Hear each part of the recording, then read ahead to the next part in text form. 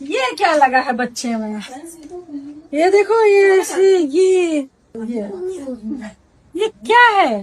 तो ये बच्चे में लगा हुआ है क्रीम। हाँ हाँ, बता रहा, ये अभी अभी हुआ है। और ये आप लोग हमें बताइए कि ये क्या लगा है लेई के जैसे बॉडी के शरीर में। तो कुछ लोग बोलते हैं कि बच्चे की मम्मी ने जो है चावल खाया है, कच्चा चावल। ये देखिए, ये जो होता है, ये देखिए जो ये लेयर है, देखो। तो क्या तुम चावल खाती थी? नहीं, मैं कुछ नहीं खाती। तो इनका कहना है कि चावल नहीं खाती थी, 3 महीने से चावल नहीं खाती थी। तो ये लेई के जैसा आया कहाँ से? इसका बना दीजिए बच्चे। देखो, ये है लेई। तो पूरे बच्चे के बॉडी में ऐसे चिपका रहता है। तो ये चावल खाने से नहीं होता है, इसको बोलते हैं वर्निक्स।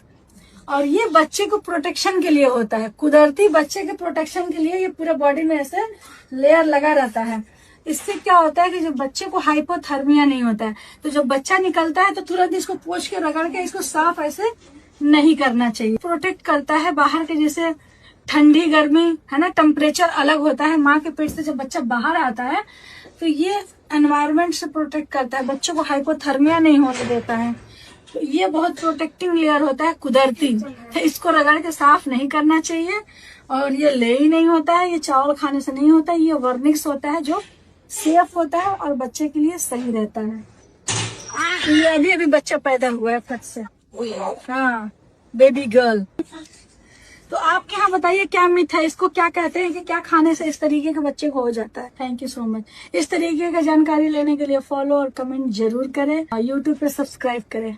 Thank you. तो सबसे ज्यादा जो प्रॉब्लम आती है नॉर्मल डिलीवरी में, जो स्टिच लगता है, एपिजोटोमी होता है, उसको जो इन्फेक्शन होने का या खराब होने का या खुलने का, आप अगर 5 चीजों का ध्यान देंगे तो आपके टाके कभी खराब नहीं होंगे, खुलेंगे नहीं, इन्फेक्शन नहीं होगा। 5वीं वाली बहुत इंपॉर्टेंट है। सबसे नंबर 1 बात, आपको उस एरिया को ड्राई रखना है, सूखा रखना है, बिल्कुल एकदम साफ सफाई का जो है बेहद ख्याल रखना है। सफाई में आपको क्या करना है कि कुनकुना पानी या सादा पानी, उससे वॉश करिए। नंबर 1, आपको 10 से 15 मिनट तक आप सिर बांध लीजिए, कुनकुना पानी एक टब में लीजिए, चाहे एंटीसेप्टिक डालिए या ना डालिए। 2 ढक्कन ये जो हम बता रहे हैं, ये आपको 2 ढक्कन डालना है, पानी के अंदर 10-15 मिनट बैठना है। बैठने के बाद उससे आपको काफी आराम मिलेगा। सूजन है तो आप कोल्ड कंप्रेशन भी ले सकते हैं पेन के लिए। 2 बातें। तीसरी चीज ये है कि उस एरिया को ड्राई करें। पानी में बैठने के बाद जब उठें तो उसके बाद से उस एरिया को हल्के हाथ से उसको ड्राई करें, बिल्कुल उसे गीला ना रहे। और क्रीम अच्छे से अप्लाई करें जो भी डॉक्टर ने दिया है। चौथी बात है कि जो भी आपको दवा मेडिकेशन दिया है डॉक्टर ने, उसको अच्छे से खाएं। 5वीं चीज है कि आपको